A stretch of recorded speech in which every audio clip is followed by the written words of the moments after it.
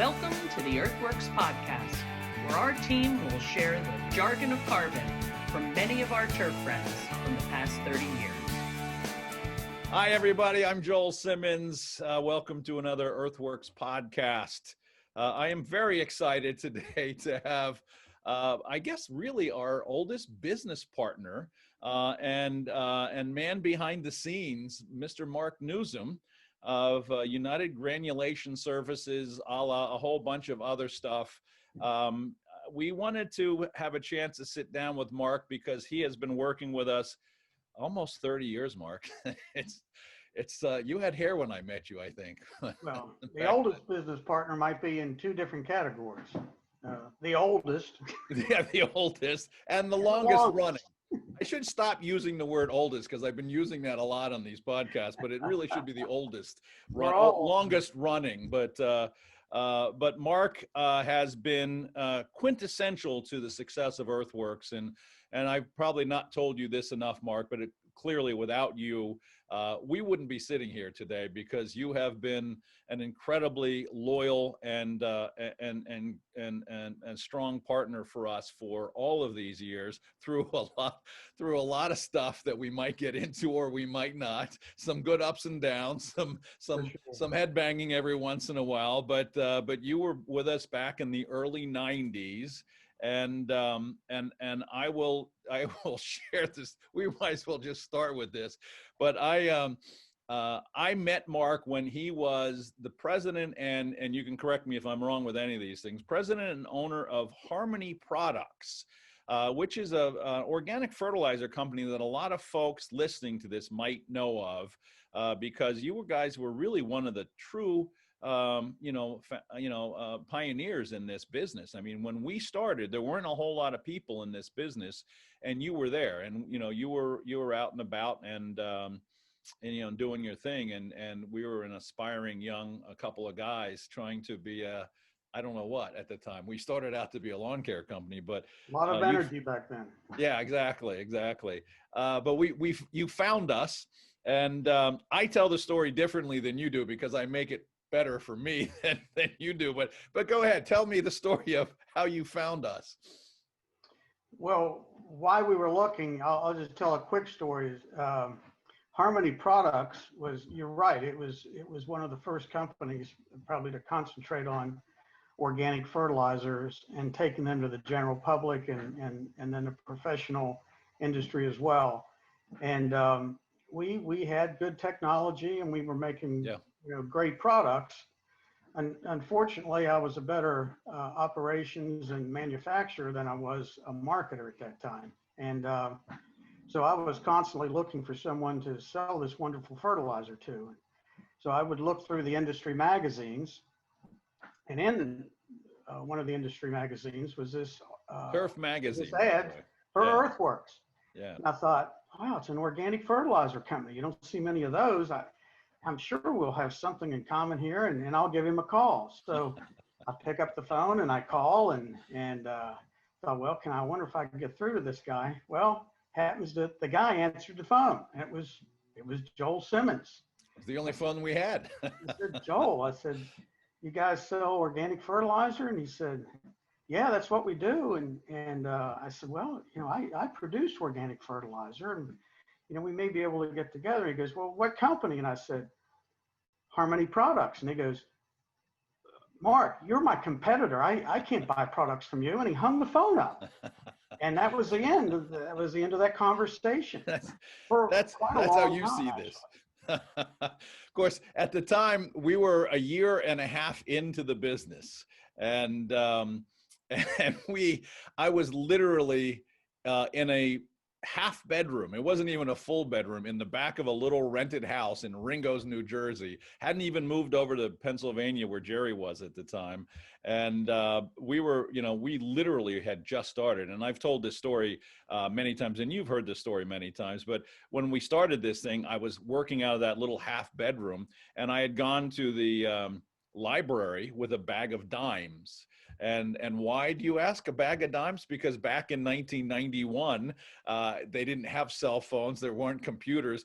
I could take a dime and put it in the copying machine at the library and copy all the pages of all the local lawn care companies.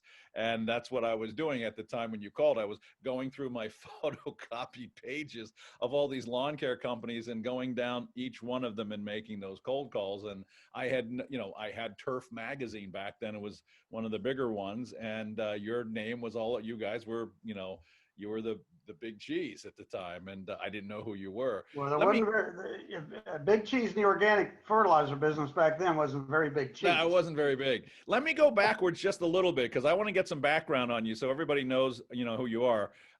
You came out of college and you started working in the lawn care industry, right? Give me that whole background, because I'm not even sure, quite honestly, after all these years that I've known you, that I really know the whole history. I don't pay a whole lot of attention, you know that. But anyway, give me some background. Tell me how you got into this whole I've been in this business 41 years, so I'll have to make a real long story short. That's good, please. But we only got an hour.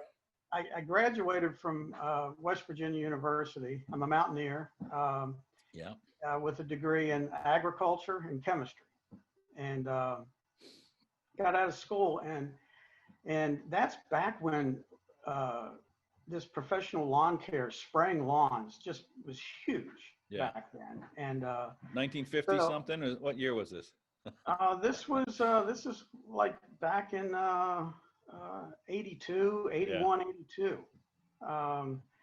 Actually, the late 70s. If I really go back to the very it ages late 70s, I went to work for what was then Rollins Lawn Care. Rollins was owned by Orkin Pest Control, and Orkin saw this huge lawn care spraying lawns, liquid out of trucks, and they got into that business because they were in a very similar business, pest control. And so I went to work for Rollins, and within 2 years, I ended up with Rollins at the Orkin headquarters in Atlanta. Spent some time there. There was other companies that wanted to start in this organic, or not organic, at that time it was all chemical, in the liquid lawn care business. So I ended up in Tidewater, Virginia, in Virginia Beach, working for an agricultural company where we made liquid fertilizers and sold them to companies like ChemLawn and True Green and, all the big guys back then.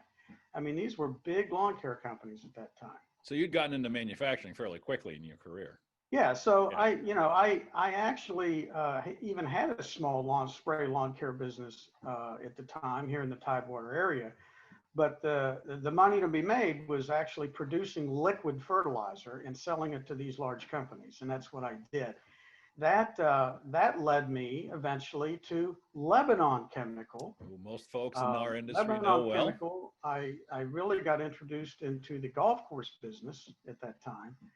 And I worked for Lebanon for a couple of years. And I was in an office in Virginia, working for Lebanon, and met these guys that were in the agricultural fertilizer business, and they wanted to start an organic division of their company.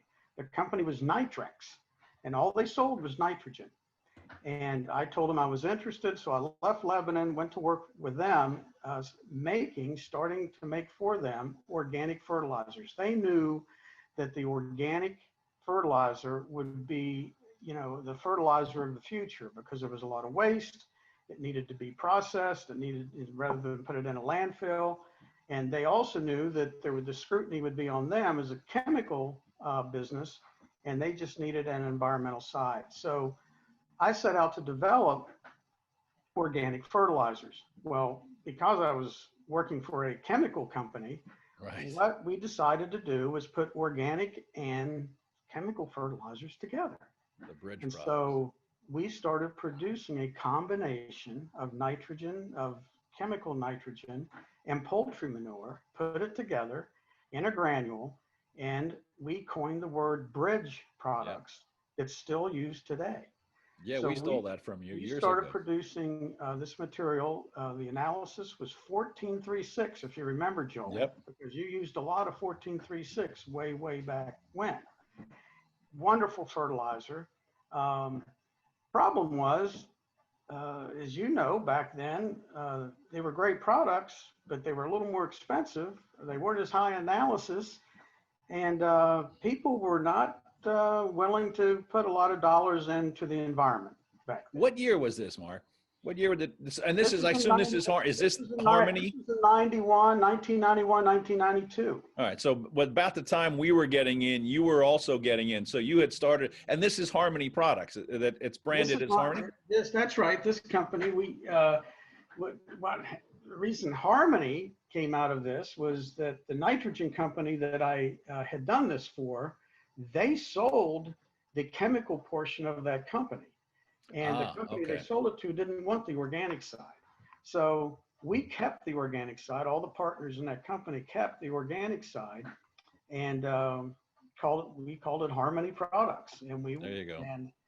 And we built a business. We did attract some fairly large national companies like O.M. Scott's, and we started private labeling for them. We made all of their organic fertilizer. Their original fertilizer that they started with in organics back in the 90s was called Next Generation. I remember that. Yeah. So that was their first jump into organics. That was their first, and they sold a lot of that material. We produced a lot of that material, and that is really what catapulted Harmony Products. Was O.M. Scott's. Oh, I thought it was EarthWorks. I've always been under the impression that... you were there. You were present, but you weren't quite as large as O.M. Scott's back then. No, not quite. So, Scott's had decided that really, I think, I'd have to speak with them, but and I'm not sure I would get the clear truth, but they decided to discontinue Next Generation. I thought it was because the consumer was buying a lot more Next Generation. It was cannibalizing their turf builder. Well, we make more money on turf builder, so we don't even need this product anymore. So they discontinued it. And then through just pure demand, they were asked to come back in the organic fertilizer business. Wow. And they came out with natural turf builder. And we also made that. So that's what allowed Harmony Products to really gain traction in the business and really make it as a company. Yeah. And then we started doing business with a number of different companies, and the one horse that we decided to saddle up for the golf course business was EarthWorks. We knew that you had a vision. It was the same vision we had. We knew you needed a quality product. We were making the most quality product in the industry. You were clearly a better marketer than I was going to be in that business. And so we were soils guys. Well, we were Jerry Burnett. That day we made a decision that we were going to support EarthWorks in the golf course business. And Joel, that was over 20 years ago. Yeah, well, probably pushing 30 years ago now, Mark. Think about it. That was early 90s. That was in the 90s. You're exactly right. I might have been 91, 92. Let me tell this story because I think you know this story because we've talked about this so many times. But when we got into the business, Jerry and I, and we'll talk a little bit about Jerry in a bit here, but we were working with a couple local manufacturers in Pennsylvania here that you know well. And we ended up working with this crazy guy that we were working with. And really what we were struggling with was what we were making in Pennsylvania was this bag of dust. And it was literally a bag of dust. I mean, when people would spread it and put it out on their property, we would get great results. We did a podcast with Tom Briner, who you know well because you used to sell your leftovers to Tom at Fiddler's Elbow. But it was the first years when we were selling that product, it worked well, but it was almost unusable because they would literally be covered up to their neck in chicken poop.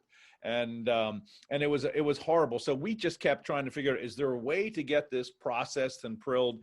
And there was a gentleman who you and I both know well, a gentleman by the name of Jeff Allison, who worked with you, I believe, and you can correct me if I'm wrong, at Lebanon.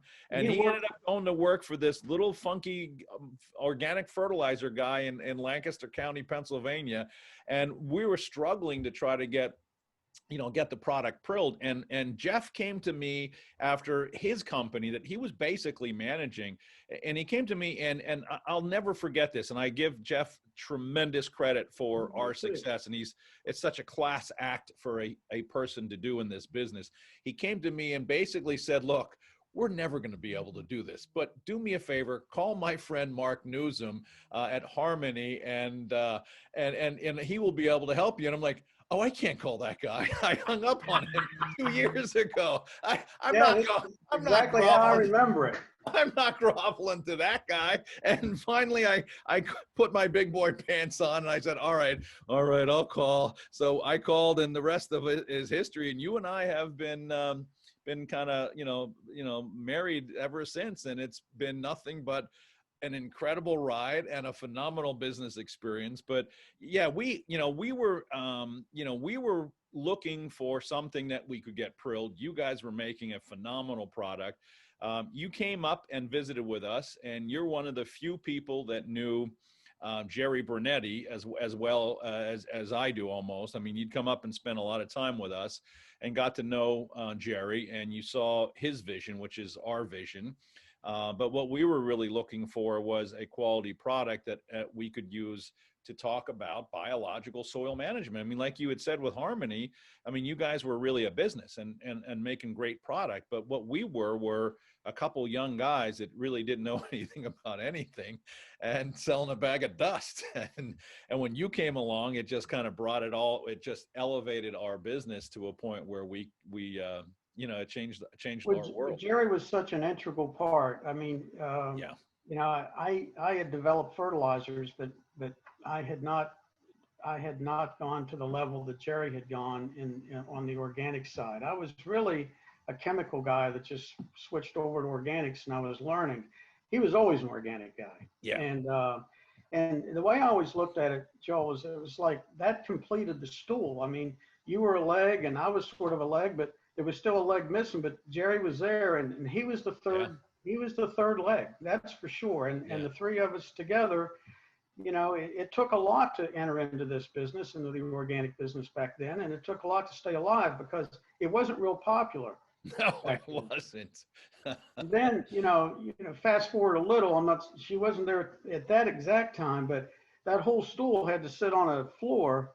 And I got to tell you, Lisa Kiefer is the one that kind of pulled us all together. She was the glue that held us all together and made it work, because we'd have probably all three eventually killed each other or something. Yeah, most likely. At least you and I would have. Jerry was okay. He was pretty easy going, but you and I might have gone at it a couple of times. But that's good. That's how you learn. And remember you picking up the phone and calling me, and me just holding the phone out. You're screaming at the top of your lungs, and me saying, "Hey, listen, I got to get off the phone. I'll call you right back." Was that the time you spiked the fertilizer and almost put me out of business? I think that was probably one of those calls. I mean, just we ran into every single problem you could run into in this business. We could write a movie, Mark, with you and I and what we've gone through over all these 25, 30 years. I mean, it's like you said, it was interesting because when we started, and obviously when you started, now you guys got lucky working with Scott's and doing some retail, but we're going straight after the sports turf industry, and we were these little guys that, organics were not cool. I mean, it wasn't cool at all. And the powers that be were like completely against us. And I'm just this little kid who doesn't know anything. And, all of a sudden we're getting shot at from every angle. I remember calling you and going like, Mark, why are they saying this stuff about us? Oh, don't worry about it. Don't worry about it. They're gonna be doing that forever. And they pretty much until the last handful of years, really, when it's starting to become cool to talk about this. But a lot of it was Jerry's work and the work that the three of us did. Talking and driving home the concept of why we're using these products, not so much what they are. And, you know, and like you said, I mean, there's no question that bag per bag, the stuff's more expensive. But I had a conversation with one of our better distributors yesterday, and you know, talking about the state of our business relationship. He goes, Joel, all of our guys are using like hardly anything anymore because they don't need it. And I'm like, oh no, that's horrible. But they're growing their business in other directions. But that's the nature of what Jerry taught me, and what you helped me understand. And like I said, this is a 30-year business partnership, and like I've said to you many times, I can't thank you enough for the loyalty and the support, and especially, you know, when, you know, here I am, a kid not knowing, you know, I got everything on the line, and one little thing threw me off to no end. And you know, like we were talking about the other day, we'd have dinner with Jerry and you and me and Lisa, and it would just be a roast of Joel, and rightfully so. But but that's the nature of this business, and it's been interesting. But you know, the fact that you guys got into this that early, I mean, at that time, who was out there? There was Roots, Emerald Isle was out there, and you and me, you know, and I was nothing in that big picture. But was there anybody else playing? Well, there was a big player out there called Ringer. Ringer was out there. Yeah, yeah. You know, Ringer was out there. But they were more retail though, weren't they? Were they doing a lot of commercial when you got in? Not a lot. They were going to move into the commercial business, but Ringer just went down. They were the ones that actually started this whole neem movement, you know, pesticide, and so, you know, they had a lot of money behind them at one point. I think it was just sort of a situation where they moved too fast and just, you know, got ahead of themselves a little, and they just didn't have the cash flow, and they went away. And they'd started the safer line, the safer products, you know, so they got into neem oils and they got products. More into that. And they got away from the fertilizer. Yeah. And was Craig in business at the time at Sustain? Yes, he was. In fact, he was up in the Minnesota area, right? Very small. He clearly was in it. I think before we were, right about the same time. Yeah. And so, you know, I've known Craig now, oh my gosh. Yeah, great man. Very good man. Long time. Yeah. And Craig's had all the same problems we have. And you know what? He's a survivor. Yeah. And he's built a great product, you know, and he's. I got to tell this one story though. I mean, we were Harmony Products, and we had gotten this relationship together, and things were going well. And well, you know, we actually took the company public, if you remember. Oh, I do remember that. Yeah. Yeah, we were actually traded on the NASDAQ, HRMY, at one time. And so, you know, then we kind of wallowed in mediocrity, and, you know, the organics really didn't move a whole lot for a few years. And so the company went from public back to private. And when it did, a lot of things changed. And one of them was we closed a manufacturing facility here in Virginia. And I remember it well. You remember the phone call when I called you and said, hey, if you need anything, yeah, I would order it now because we're going to be closing down. You said, well, yeah, for how long? And I said, forever. No, here's how this really went. You called me up in June and said, hey, we're closing down in a couple of weeks. And every year you'd close down about that time to kind of retrofit and clean. And I'm like, you know, at that point, you know, summer was coming on and we were relatively slow. I said to you, no, I think I'm good now. I probably won't need anything until August. When are you going to open back up? He goes, oh, never. And I just went white. And I can only imagine what you had to have the phone out to hear at that point, because it just completely freaked me out. Well, we always had a plan. And so that's when we started. Did we really? It seemed like it was just. I had somewhat of a plan. Yeah, that's better said. I knew we had business, and I knew that, you know, I needed a manufacturer. So that's when we really searched for, you know, another manufacturer. And that's when we went through a few manufacturers over the next few years. Yeah, that was a fun couple of years. Remember that. But, you know, it was all a learning experience. We learned a lot through each person we went through, and or each company we went through. And then we ended up finally, what we were looking for was a supplier of organics. That was our hardest thing to accomplish. Raw materials. Getting a good consistent flow or of organic material. If we could have had that, then we could build a strong business. And we finally met a large poultry operation, national poultry operation that was wanted to work with us, and they became my partner, which I went to you and said, I think you need to be a partner in this as well, because this is where we want to be. And truly, that's, I think, when we've really found our solid footing. Yes, And absolutely.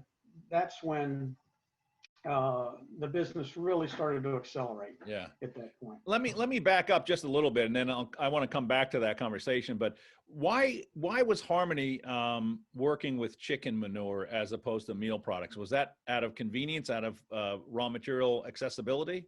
Well, was there a process of in your mind for that, or was it just convenience? Yeah, well, there was a lot of poultry in the Virginia area. Okay, so it was close. And so we if you remember back then, we didn't only work with the manure. I mean, we were working with feathers. We were using a lot of feather meal, and both Purdue and Tyson were here. Right there, yeah. And so we were using, I mean, just all their byproducts, and right. and they were happy for us to be using them. And so that's really how it started with the poultry manure. It was so low in analysis, though. It doesn't seem these days it's that low, because we're looking at 3 and 4%, which is not that low, No, and it's long lasting. manure, Yeah, exactly. But gosh, back 25 years ago, if you went to someone and said, "I'm going to sell you fertilizer that's 3%," they would just laugh. I mean, they for a lot of money. It's funny because Jerry was adamant. I mean, Jerry was, as you said, really that most important leg of our stool, but he was very adamant that what we were looking for in our products was the chicken manure, because it's been composted, it's been digested, as he would tell the story, and I now share the story. It's gone through 2 digestions. So you've got this whole biological digestion that goes through the bird, and all that material comes through and drops on the ground, and we pick it up, and then you compost. And I'll get into that a little bit more when we get back to where we were heading. But the nice thing about this is that chickens are incredibly inefficient in processing exactly all their food. So and they are fed high quality organic material, right, and lots of minerals. And what Jerry really was all about, which is why when we finally hooked up with you guys, we were both excited, because this was going to be the material that we wanted. But we wanted to be able to have this twice digested, biologically digested, mineral rich thing. And I remember sitting down with one of the nutritionists recently at the plant and talking to them, and them saying something to the effect that 80%, and maybe I'm a little off on that, but as much as 80% of the value of that feed that they feed these birds just goes through. And they knew the threshold was that much in order to get what they needed out of the bird, enough calcium to build an egg. And we were really, really excited about, finding partners with egg layers because of the mineral diet. But it's always been for us, as opposed to the meal products, like Ringer was a meal product, and Nature Safe is a meal product, and they're good products. And they do some great things, but we were really adamant about finding this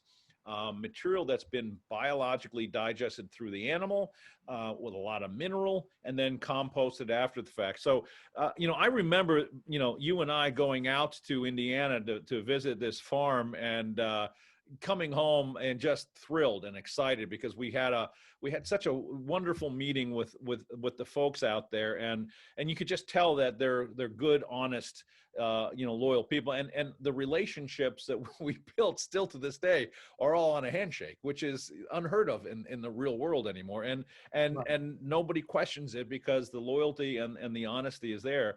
But let's talk about that first plant when we got out there, and it was in the back, and I'm naive as could be. And you take me to this plant, and it's literally in the barn of this guy's dairy farm, and he had to drive through his farm, and it's like, Mark, what is this? And it's rubber bands and bubble gum and Well, it was true. I mean, we certainly found the company we wanted to work with. Unfortunately, right. They didn't have the exact equipment to produce fertilizer. No, I wouldn't agree. I knew we could get there, because that's what I had done for the for the past, 10 years was develop plants and that sort of thing. But the original plant that we had was a pellet mill, and that was the standard in the industry Yeah. at that time, was if you could make pellets and then crumble the pellets and screen them and produce fertilizer that could be spread through a spreader. And this fellow that was my partner in this at this company, Tony, we went out to this farm and he was so excited to show me this pellet mill that they had, and I was excited to see it. And we pull up and it's setting outside, and and there's this truck in front of it. And I said, Oh, what are you right. doing here? And he said, well, that's our pellet mill. And he said, this is how it runs. And so he gets in the truck and starts the truck up, and the power takeoff from the truck, the energy from the truck, Right. he had it hooked to the pellet mill, and he puts it in gear and it starts making pellets. And he said, and if you wanted to make pellets faster, you just step on the gas. And he stepped on the gas and make pellets faster. And Oh. it was flying out into the air. And I said, oh my gosh, we've got some work to do here. Yeah. And what happened if they needed the truck to go somewhere to get, pick up something else? We were out of business for a while, right? We had plenty of manure. It was egg-laying manure. It was pure. It was high quality. It was fairly dry. And all we had to do was find a way to get it into a pellet. And so between Tony and myself and the guy that owned this farm, we put together. His name was Bob. Was that Bob? That was Bob Claycamp. Bob, yeah. Sure was. Great man. Great guy. Bob was excited as well. And so we put together a pellet mill operation, ended up with 3 pellet mills. In that building, we had 3 pellet mills? There was so much power, electric power going into these pellet mills, and that when he turned them on all at one time, I think the town, this farm is just outside the town of Seymour, I think the lights dimmed in the entire town when he turned all 3 of these pellet mills on. How did they do the other bagging? thing back then, and then this caused you a lot of frustration. One thing that we weren't allowed to do is build a whole lot of inventory. So my deal with the company, my partners were, you sell a truck, we'll make a truck. And so I couldn't even make an order until you told me you had it sold.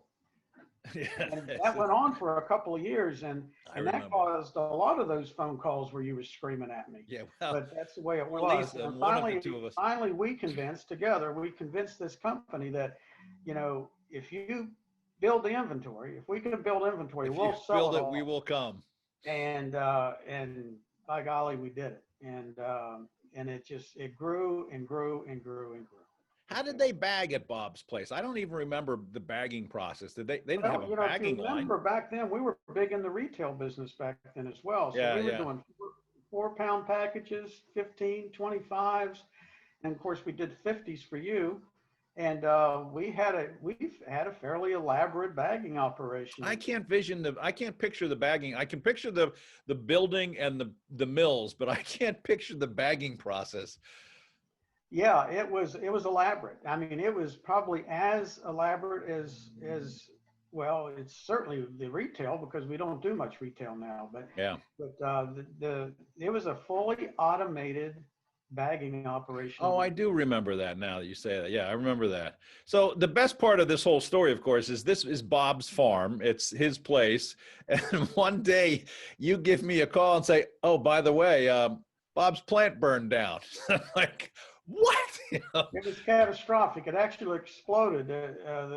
The LP gas tank had leaked, and it had started a fire, and the fire made its way down that LP gas and hit the tank, and it exploded, and the whole plant was gone within an hour. The ironic, I'm not sure if it's ironic or maybe it's a God thing. We had come up with new technology, and I convinced my partner back then that if we could change the technology from pellets to granules, that we could pretty much take what market share we wanted in the organic fertilizer business. And we built a plant. We put several dollars. Yes, there was a lot of money in this. This was our first huge commitment together into the fertilizer business. and it was wonderful. But there were still some products we could make in the pellet mill, and then we were going to make the more high quality products in the granulation factory. And we were within a week of completing that plant when the pellet mill blew up. There's And I timing know for you. to some people it might seem like, no, well, maybe they didn't need that plant. We did need that plant. Yeah. And so that plant was gone, and so we moved everything to the new granulation plant. That's when you started getting your prills. Yeah, the nice And stuff. that's The still green's great. technology we use to this day. And I will say this, we have improved what we've done since that day tremendously. Oh, yeah. The formulations haven't changed that much. No, they don't need to. Really, you know, every year it seems like people say, hey, what about the new improved? Why don't you do new improved? Well, Yeah. you know, there's not many things we can do to improve the formulations of these products. They work wonderfully. Yeah. You and I have had that conversation almost every year. What's new? And it's like, we don't need anything new. We've got really the highest quality stuff you're going to get, and it works. Things come along like mycorrhiza, you know, we've incorporated mycorrhiza, and now there's talk about biochars. We're looking at those types of things.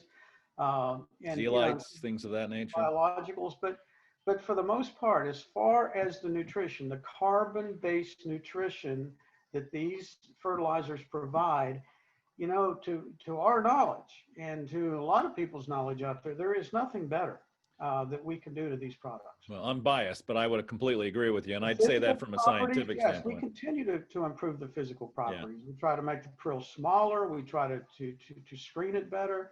I think you found over the years there's less dust. Oh yeah. You know, there's a lot of things we've done there, but not with the ingredients. We have gotten so few complaints over the last 5-10 years. I mean, they're minuscule compared to what we used to get when we were selling bags of dust, and maybe even Bob's old plant. But I mean, you guys have this thing down so finely tuned that, you know, unless there's, you know, somebody screws up or just something happens, and there's always something that happens in our business. Let's talk about the farm itself, because anytime I bring anybody out to that farm, they're just blown away by the sheer magnitude of this facility, and it kind of gives us an understanding as to where all this starts. So and correct me if I'm wrong, but I always remember them telling us that they generate 1.4 million dozen eggs a day. That's correct. That's company-wide. That's company-wide, not right? This facility, but they do is a company-wide. And it could be more now, Joel, but we can use that number. I love that number. It just sounds just so. Try to get your arms around that. 1.4 million dozen of eggs. And it's one egg per bird. A day. Right. And a bird lays roughly an egg a day. Yeah, 1.25. We never saw the quarter eggs, but I'm always amazed when we go in there. I mean, I remember going into that plant, you know, 20 years ago, and it was somewhat automated. And today it's almost purely robotic. I mean, it's radically different from the technology. The eggs are not touched by a human hand. And, is that right? I didn't know that. Everything's so mechanical. Yeah, you know, all the cracks and the defects or the washing of the egg, it's all monitored with lasers now and vibratory machines, and it's just incredible what they've done in the food business. You've heard me tell this story before, but I think it was the first time you took me into the plant. Well, there's a couple great stories of that. The one great story is that this company gave everybody an allowance to buy a car, but their only requirement was it had to be eggshell white. So when you drove in, the entire parking lot, hundreds and hundreds of Ford 150 pickups were all white. And Ford always struggled getting cars into Seymour because they always had to be white. And you and I pull in a red convertible Ford Mustang. That's right. We look like this sick egg in the middle of this sea of white. And I guess it's one of these things those traveling people, you know, always dream about. You go and they say, well, we don't have your car ready, but here's this convertible Mustang that we can get you. We'll say, will you take this? And I'm thinking, and I got to pick up Joel today and take him to the farm. This is perfect. But the other thing about that, if you remember, is all the cars had to be backed into their spot. Oh, I didn't remember Remember that. that? Yes, now that you say that, I'd I forgotten mean, that. you drove in and it was like, what in the world's going on here? It's everyone's got a white car and they're all backed in. Yeah, what was So the we're in backed in point? I get the white, but why backing in? Was well, there it's a long story, but there was someone injured, okay, so it was a in one of safety the concern. parking lots one time, But and the that was other story is that first time I go into the plant, there was what they called the break room. Now I don't think the break room exists like it did then, but I'll never forget this. This was ingrained in my mind from that first day you took me there. It was this huge giant wheel of eggs that were being broken because they didn't make grade, and it was just this big wheel with these clankers on it, and a little blade would come down, crack the shell, and then they would shake it, and the yolk would separate from the right. whites, and they would move it because they sell a lot of liquid egg. But every once in a while, the shell wouldn't fall off these cups, so there was always a woman there sitting there and reaching out and grabbing that shell as this huge clanking machine. And I stood there for 5-10 minutes listening to this, thinking, thank goodness I went to college because I would last 10 minutes on this job. I mean, it was unbelievable. I mean, to see these women, and God bless them that they were able to do this and and feed their families. But it was a god awful. Yeah, that's true. That had to be that had to be done with with someone standing there. But you know it was those egg breakers were Yeah. absolutely amazing. Oh, they were amazing. The whole And that was one operation. of my most fun stops to show people on the tour. The other, if you remember, was the flash freezer. Oh yeah, that was That great. was my most fun Yes, stop. I know. I remember that. Yes. Here, go stand in there. Click. No, let me out. You would go in there and you literally the water in your eyes would freeze Yeah, and it was minus what, something. 100 or something ridiculous. It was just amazing. Yeah, and now the place is so amazingly automated, roboticized. I mean, it's just amazing. And the scale of economy in a business like that I've never, I can't understand it. I mean, you're talking about millions of dollars a day, and if a price of egg drops by a penny, they're either making a million or losing a million. I'm like, I don't understand that. I mean, it's so And, far out of my and I'll scope. just make this statement. This is a sideline, but uh, you know, some people use the term factory farm, which is a bad thing, Yeah. to say.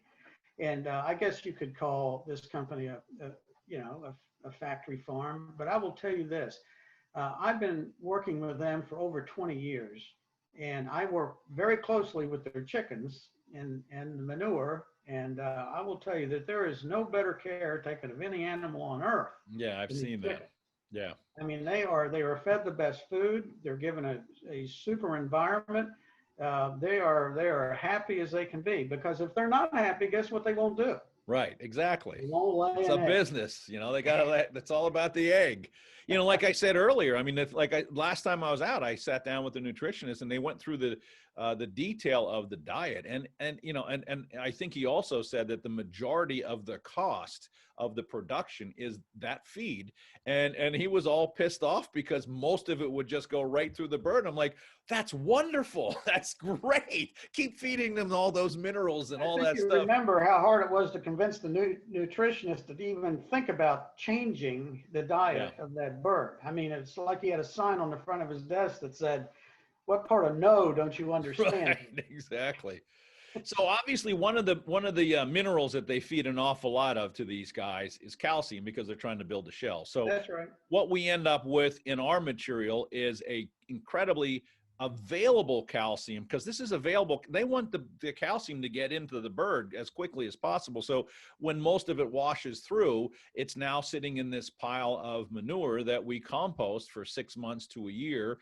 And but it's calcium rich. And when we make these tests, I mean, I think we put on our bags mark 6%, 8% calcium, but it's really much higher than that, So because the 343 pure, just granulated the foundation product. manure, we claim 10%. But Yeah. typically, and we guarantee 10, but That's a typically guarantee. Yeah. we see as much as 15, 16% calcium. Right.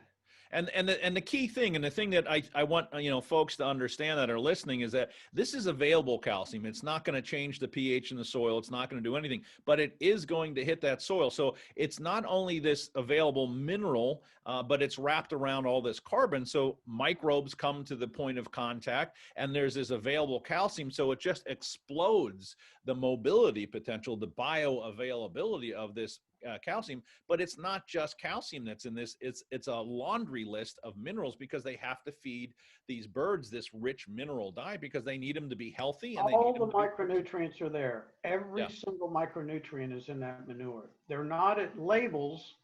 They're not at quantities that you can label right all the time, but they are all there. And this was what Jerry really preached, is that remineralization is really the foundation of the agronomy that we really follow, which is why we were so adamant about staying with this raw material, because these minerals are there. They're not in high rates, and they're often not, readily available like a soluble fertilizer would be. But when you bring to the equation all the carbon and the microbiology, and you can accumulate this over a period of time, when the plant needs these minerals, they can reach into that soil, and microbiology will help them pull these minute amounts of traces and macro and calcium, all of these things. And that's what really makes this product so magical, is that it's so dense and so biologically active. And we've been married to it. It is, Joel, I mean, I'm not putting words in your mouth here. It is nature's perfect fertilizer. It really is, which is why we stayed with it. And again, our interest, and the reason why we're here, is because we believe in the health of the soil, and it's far beyond a business thing. But unfortunately, the business has to be a part of that. So you drop manure, and then it goes into, you guys have built some pretty elaborate composting facilities on these farms. And I show pictures of this. In fact, we just finished putting some video clips together for our GIS virtual trade show that I hope everybody joins us on. And there's a whole bunch of information that we put out on Replenish. And by the way, the Replenish name is your name that we've partnered with you on. So we're grateful to be able to use that name that is trademarked by you folks. But we put out a couple pictures of these composting facilities. And I always tell the story when I'm speaking at, because the last thing we always do when we go out to the farm is we go visit the facility. And of course, we're walking into this covered football stadium full of manure, and then we get into the rental car, and then we drive to the airport. It's like, that's right. And it's like everybody's looking at you like, what the hell is that smell? It's on your shoes, it's on your clothes. I mean, I remember, Tony would always, say to Lisa, do you want to go back to the hotel and take a shower before you go? Yeah, that's probably a good idea, because we got to sit next to somebody on an airplane. But it's just this big ocean. It's a football stadium of manure, and you kind of bring it in one end and let it compost. And when you're in that facility, you can see the newest material and you can see the oldest material, because it's physically changed. The feathers, the quills, all of that starts to break down. And every once in a while, our clients will get a material that has a quill in it. Or a feather, and it's usually because we're pulling so much at the time, and we're digging into something that's probably not where we really want it to be. And it doesn't happen very often, but if anybody that knows us and is listening to this, that's the reasoning, is that we just haven't gotten, we've gone through too much too fast. But for the most part, it's not a problem. They're going to blow off, and the raw material still, it's been digested twice. And that's really the key thing to this raw material. And then you guys take it, and the facilities that you have built always amaze me. And, the technology, the whole prilling process. And the thing that most people that we bring to visit the plant, and this is a great testimony to you and your team, the plants are so clean. I'm not saying I would eat off the floor, but it's pretty darn clean. I mean, it's not like you would be walking into this disgusting, crappy place, but you guys are, it's an enclosed process, and it's beautiful. It really is. We agree on it as partners. When we built this new plant, and we've actually built 2 new plants, as you know, over the past, few years. But we had decided, I'd been in a lot of fertilizer plants in my life. I've been in this business over 40 years.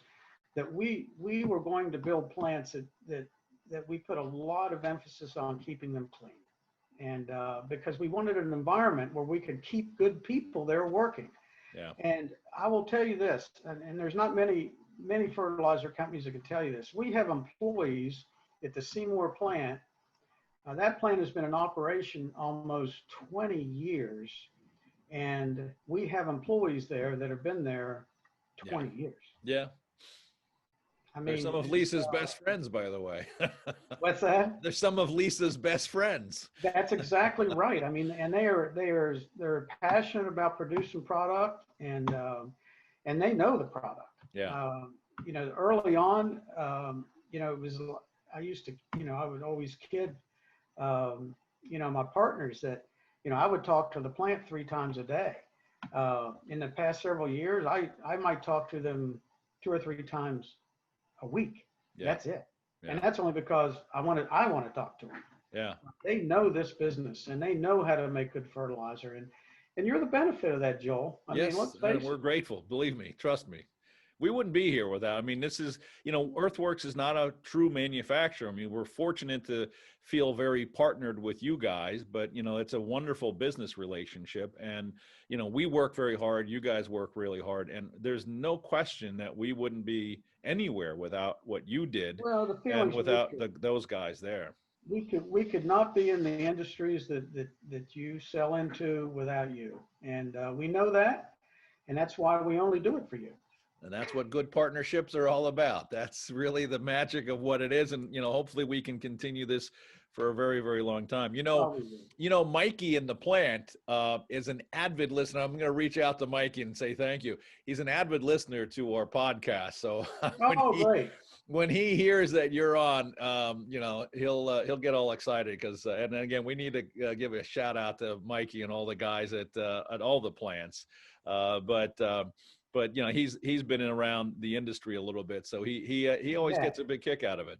So Mikey wanted to be a superintendent. Yeah, and did for a while, right? Or at least was working on it. Well, you know, he worked and he came to me and he wanted to do that, and I said, you know, go for it. And so he thought he'd go work for a golf course for a while, and I welcomed that, and that was his dream. And so he went and he worked at a local golf course for several years, loved it. Then he called me one day and said, "Yeah, I'd like to come back." And I thought, what better than to send a guy into the industry that we sell into and then bring him back to the plant. Yeah. And when he came back, he was a wealth of knowledge, and as you know, and now he does a lot of the coordination there at the plant. He knows, and now he knows your business too. So I have, as you know, he gets very excited. When I talk to him, he always likes to hear who we're working with. And, you know, and I don't remember, did I get him down to the PGA at Quail Hollow? I think that's where we sent him, right? I sent him to one of the main tournament. I don't think it was the Masters. I think it was when Keith Wood was hosting the PGA from Quail Hollow. I think we sent him over there because he had been down at the Georgia plant, and they're not far from there. And he just got the biggest kick out of that. Matter of fact, we just did some sponsorship work at, I shouldn't tell him this because I was going to send it to him, but we did some sponsorship work at Wingfoot and got some swag. And I got a couple little things for Mikey, or at least one little thing that I've got left. I was going to send over to him because he gets a big kick out of hearing or seeing that, you know, Replenish Fertilizer is on the Olympic Club or at Quail Hollow or at Wingfoot or, you know, on the Kansas City. Well, it makes us, I'm telling you, it makes us all proud. It really does. Yeah. Everybody. Yeah. And it's like I said, it's just been, it's been really, really crazy. You know, we've been doing this for so long, we're kind of blinded by what it is we do.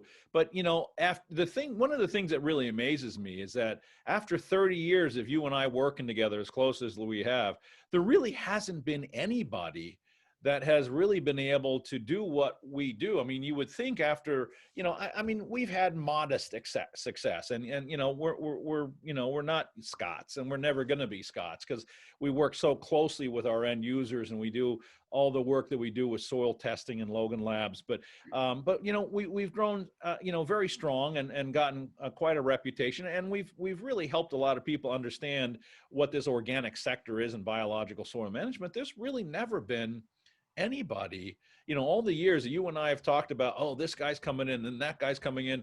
I mean, if we had $1 for every time you and I had a conversation about this company coming in, and what happens a year and a half later, they're gone, and it just baffles me that it's not an easy gig. I mean, I'm blessed that, we've been able to partner, and I've had, Jerry on my side, and you, and obviously the team here at EarthWorks, but it's not been easy. I mean, when we write the book here, or the movie is produced, and I think you're going to be Robert Redford and I'm going to be Danny DeVito, according to Lisa. But when we get this all done, it hasn't been an easy run, but, it's been, we've been consistent, and, the quality has never failed, and you guys are really leading that train. And again, as we start to wind this thing up here, I can't thank you enough, Mark. I mean, not only your friendship, your Christmas gifts to my son every year, and which he always looked for. Mark sent my son, who was born in 2000, every year until he was 18, I believe.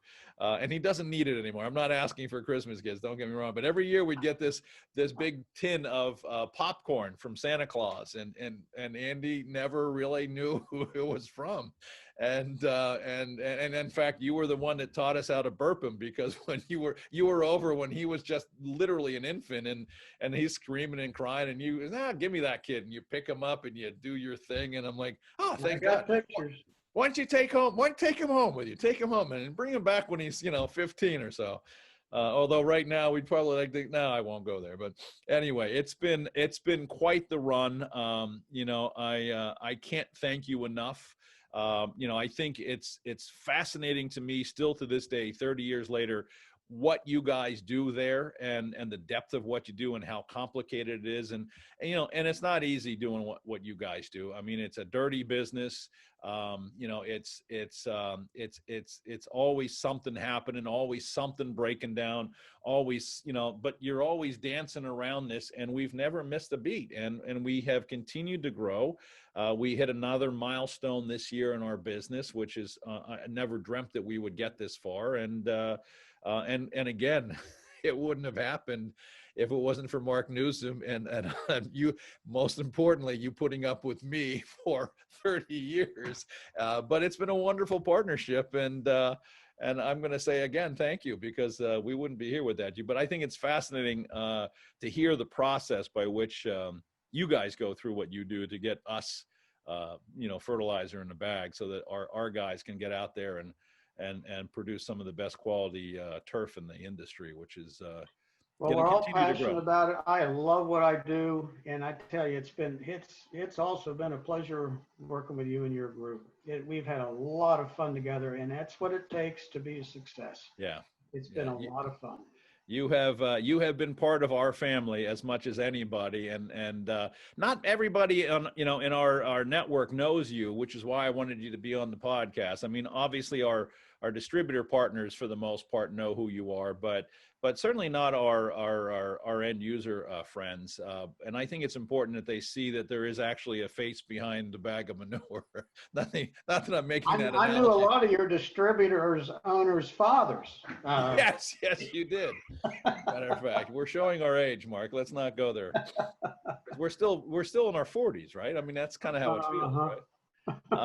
I wish you the very best. I wish the best to your beautiful wife, Sandy. And I know you guys have been going through some stuff, but you will get through all this. And and for those who do know Mark is an avid fisherman, and we all hope and trust that you'll be able to get out and spend your days with the rod in hand and not think about or have crazy people like me calling you and screaming about this or that or whatever it was. Well, you should write those all down and let's review them at some point, because I'm sure We'll do that. yeah, it'll be in the book when we get to that point. But Mark, thank you so much. I can't say it enough, but it's been a wonderful time, and I think that this conversation has been a bit enlightening, and now maybe people understand to the extent that we go through and why we go through all this stuff. But thank you, and thanks to everybody out at the farms and the new crew guys that are just wonderful as well. So we're excited about where we're going to be in another 5 and 10 years as well, because it continues to grow. And I know it will. And what did you tell me? You finally started making money, what, last year after 30 years? You finally turned a profit. Is that true? Hey, not bad return on the investment 30 years later. Just a little. Just a little. That's all that matters. Anyway, thank you, Mark. I appreciate it. And folks, that is the EarthWorks podcast. Please subscribe to our podcast, and we will be back. Somebody will be back next week. If it's not me, it'll be Kevin Hicks or Jack Higgins, perhaps. But we will be here every week chatting with somebody interesting and informative. So thank you so much for joining us on the EarthWorks podcast.